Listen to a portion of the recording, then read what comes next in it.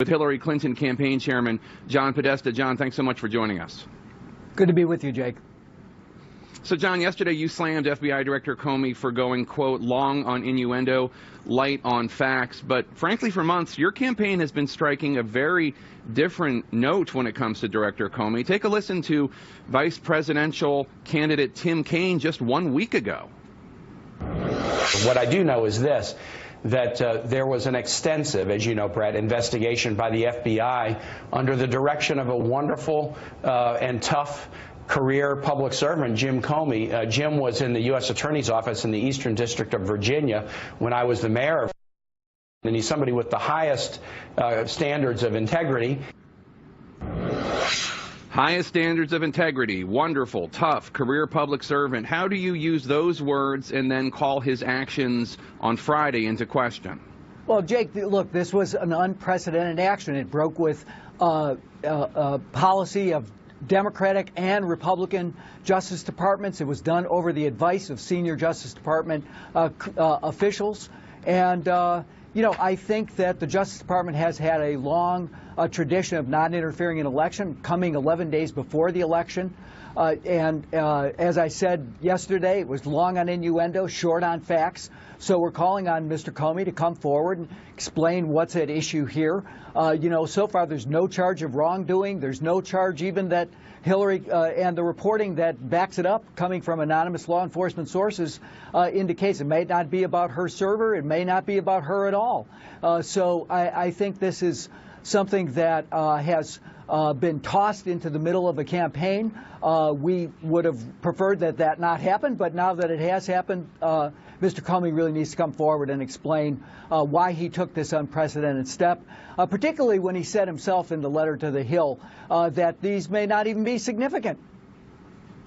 Well, he said that it was pertinent to the investigation. And here's the world according to James Comey's perspective. FBI agents are investigating the husband of one of Hillary Clinton's top aides for allegedly sending illicit material to an underage girl. In the course of that, they stumble upon emails that seem to be relevant to the other investigation, the Clinton investigation. Suddenly, Comey finds that his sworn statement from September that the FBI had completed its review was no longer true. They had more materials. Now, Clinton didn't follow protocols when she started her email server. Huma Abedin turned over that computer. Weiner was doing what he was doing. And you and the Clinton campaign seem to be blaming Comey for being transparent with Congress. What was he supposed to do? Well, look, Jake, I think he should have done, in my view, and in the view of many senior people in both Democratic and Republican administrations. Two deputy attorney generals from the Bush administration have already come out. He should have taken further steps. Yahoo News reported last night that they haven't even looked at the contents of these. So to throw this in the middle of the campaign, 11 days out, just seemed to break with precedent and be inappropriate at this stage. If they're not significant, they're not significant. So he might have taken the first step of actually having looked at them before he did this in the middle of the presidential campaign so close to the voting. But it's not that they haven't read any of them. Obviously, the FBI agents who stumbled upon them read some of them and determined them to be pertinent, and then realized they didn't have. Do you know that? That's according to the report. It's according to. I'm telling you, according to the reporting of Evan Perez, our Justice Department correspondent, it's not as though they didn't know anything in the emails. They stumbled upon them, found that they seemed to be pertinent to the Clinton email server investigation, and that is why. Seem to be pertinent, might not be significant 11 days before the election. Is that something you toss on the table, or do you take the time to do what other prosecutors have done in the past and make sure that if it is so significant that you had to go forward with it? So I don't fault him for taking a look at whatever he's found. We don't really know what that is. But at this stage, having taken this step, then he at least ought to explain, you know, if he thinks they're significant or not significant, let him come forward and say why. Do you accept the fundamental premise that the reason we're here is because Hillary Clinton and her inner circle, not including, made a horrible decision to set up her private email server, and everything that has happened since then is her fault? Well, look, I think she's apologized for setting up a private email server. She said it was a mistake. She said she wouldn't do it over again. I think, it's very clear that this has been an issue through the course of this campaign. I think she obviously would like to take that decision back, but she's learned from it. And I think what's important about this campaign at this stage, with 9 days to go, is who's fit to be president, who has the experience, and the question of whether Donald Trump is too dangerous, too temperamentally unfit to be president of the United States. So that's what we're going to close John, on. And we're going to she's going to talk about the future she wants to build in building an economy that's going to work for everyone, not just people at the top. And, we're not going to be distracted by this. I always hear the Clinton team say that she's learned from it. What has she learned?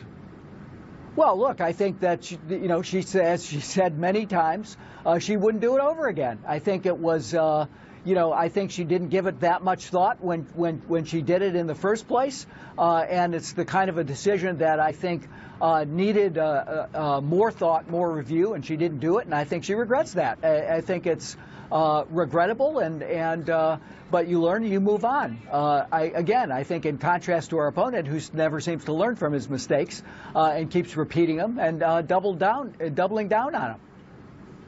So as part of this Judicial Watch lawsuit, Huma Abedin had to testify under oath, and she said, quote, "I looked for all the devices that may have had any of my State Department work on it and returned, gave them to my attorneys for them to review for all relevant documents, and gave them devices and paper." Obviously, this other computer was not included in that group. Have you asked Abedin why she did not turn over this computer that is now being reviewed by the FBI? Look, I think Huma's been completely cooperative with the authorities, and they've recognized that. She's worked with her attorneys to turn over relevant material, but we don't know what this is all about, really. So it's very hard. But John, she hasn't been completely cooperative if she didn't turn over every device that had State Department emails on them, and this one computer did. I think it's clear that she complied to the best of her ability, turned everything over that she had in her possession. I don't know anything more than the speculation that's running wild in the press now about what this is about. I've talked to her. Have you talked to her? Have you asked Huma Abedin what is on the computer and why she didn't turn it over when she said she had divided all the devices? We don't know what computer Mr. Comey is talking about. You're assuming a lot of facts that we don't know. So I think that, as I said, she's been fully cooperative with the authorities, and they have recognized that. And I think that we could sit here and speculate and put facts into the record based on. I'm not speculating, sir. Our reporting is that it was a laptop computer that belonged to Anthony Weiner, and they found State Department emails on that laptop. That's reporting. That's not speculation. You have access to Huma Abedin. I don't. Have you asked her how this happened? I don't think she knows anything more than what we've seen in the press to date. So, I'm sure if people.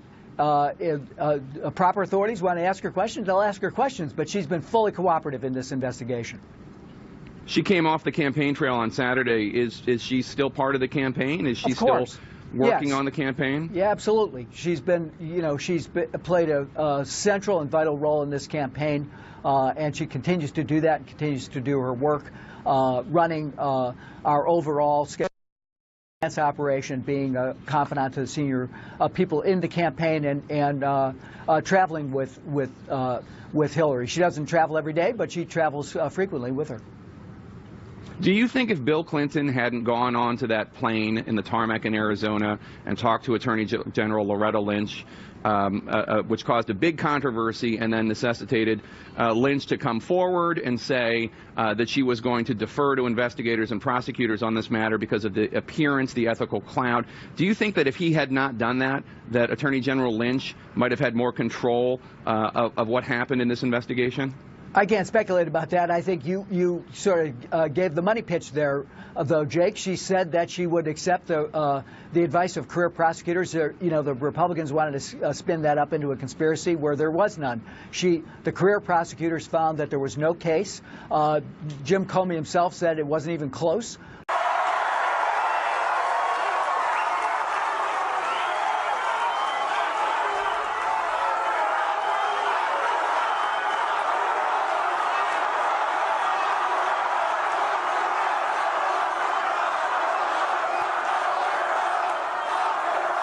and they are reopening the case into her criminal and illegal conduct that threatens the security of the United States of America.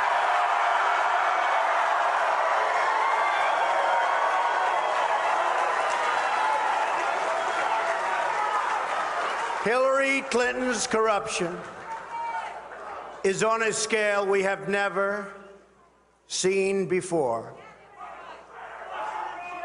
We must not let her take her criminal scheme into the Oval Office.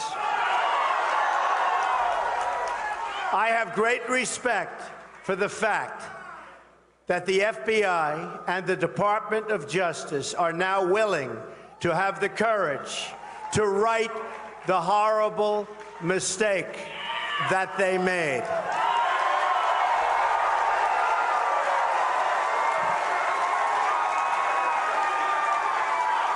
This was a grave miscarriage of justice that the American people fully understood. And it is everybody's hope that it is about to be corrected.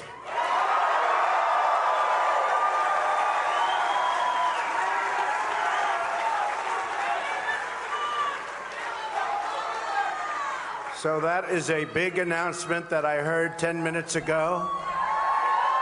And I guess, obviously, most of you folks have heard about. And in all fairness, for all of the people that have suffered for doing so much less, including just recently, 4-star General James Cartwright, General Petraeus, and many others, perhaps finally justice will be done.